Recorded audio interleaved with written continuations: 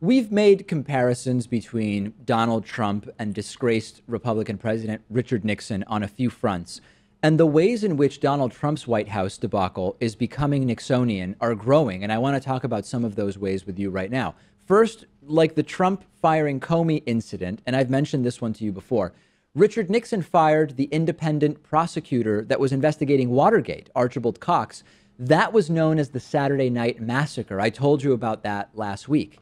Second, during Nixon's famous series of interviews with David Frost in 1977, when he was asked about his illegal activities as president, Nixon responded that, in a phrase that now lives in infamy, that when the president does it, it isn't illegal. I'll remind you what that sounded like.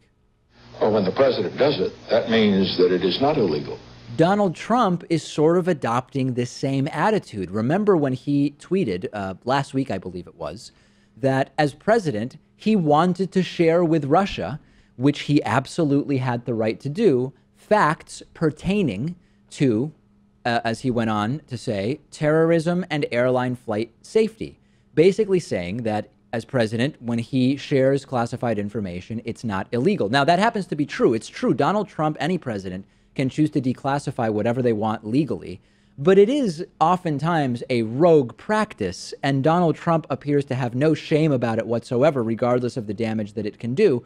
And it could do some pretty serious damage. Now that we've learned that this is information that we obtained initially from one of our allies, Israel, you have to understand that it might be that an Israeli agent or an agent that is sympathetic to working with Israel may have penetrated an ISIS enclave and knew about a plot that ISIS was planning and gave that information to their superiors. And Israeli intelligence chose to give that information to American intelligence, being very clear that you don't want to spread this around because it could endanger that individual.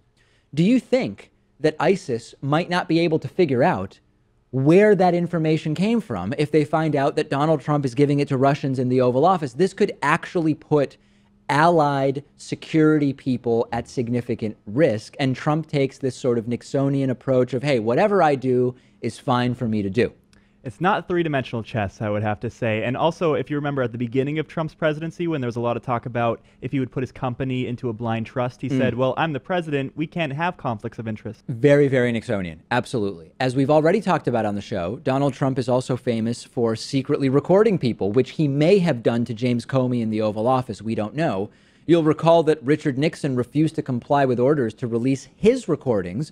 And analogously, Trump now doesn't want to talk about the tapes, and the White House is refusing to confirm or deny their existence. We'll have to see how the White House handles Congress's requests for the tapes. But again, another similarity to Richard Nixon getting himself in a lot of trouble because of tapes. Number 3, paranoia. The tweet about the, quote, tapes is a display of Trump's Nixonian paranoia. His firing of Comey was a display of his Nixonian paranoia. The tweets were likely not only a defense, but also a threat to James Comey. The investigation's progressing. Trump is probably getting nervous about how close the investigation is getting to him and how the heat might affect people that have the ability to make deals and give information or maybe spill the beans on Donald Trump. This sense of paranoia, something that when I think about Richard Nixon, Pat, and, you know, the interviews while sweating and all of this stuff, the paranoia that was transmitted there feels similar to what's building with Trump. That's true, but I think Trump has the advantage of being a showman and having all these years on camera because, I mean, you remember Nixon wasn't too good on camera. That's why he seemingly lost that debate against JFK. I think famously Trump does have that advantage. Wasn't Nixon also like under the weather that day or something? Maybe that was just a defense that was given for why he was sweaty. But like, you know, the 5 o'clock shadow, that was a choice. He could have shaved before. He wasn't wearing makeup because he thought it was effeminate. He could have done that too. Right. Lot going back there. And that whole era was, I mean, those videos are fascinating. I don't know if you ever watched those on YouTube. I have. Sometimes I do. Yeah. Okay. So the paranoia is continuing. We have the Comey memo, which could end up being some sort of a smoking gun tape. You'll remember that there was this incident during Watergate investigations where I forget who it was associated with Nixon. I'm sort of just going from memory here, but said something about we'll have to check the tapes And that was the first anybody had heard of tapes. And that's when all of a sudden those investigators said, oh, tapes. Yeah, let's get those tapes. And as we know, things really fell apart after that. So it's not seeming like there are growing differences between Trump and Nixon. We're growing the number of similarities between Trump and Nixon.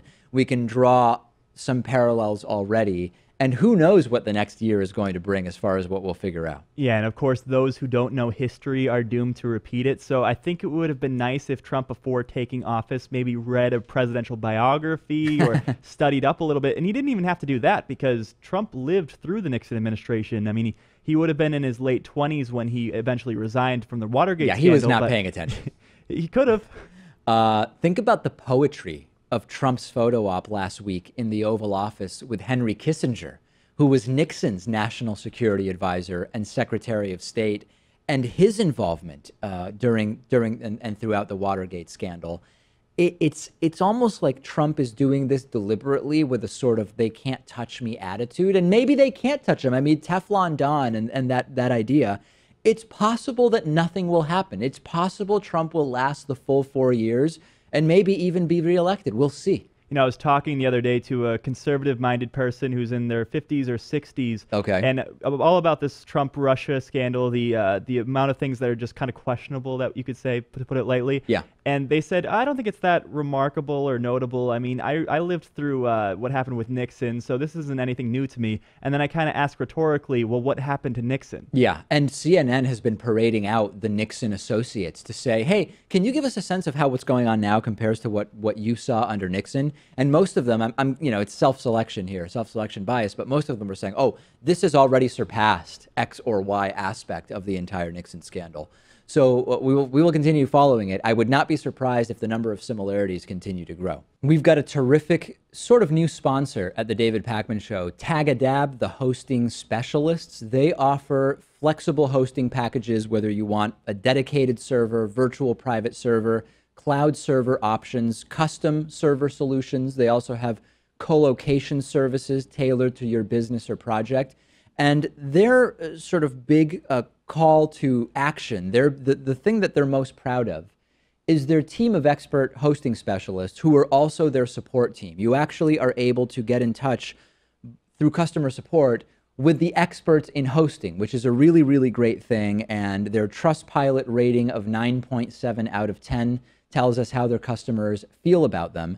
Right now, they are offering a 10-pound free credit to all new customers who want to try their cloud services at signup.tagadab.com/TDPS. Check it out. Support the David Pakman Show by supporting our sponsors.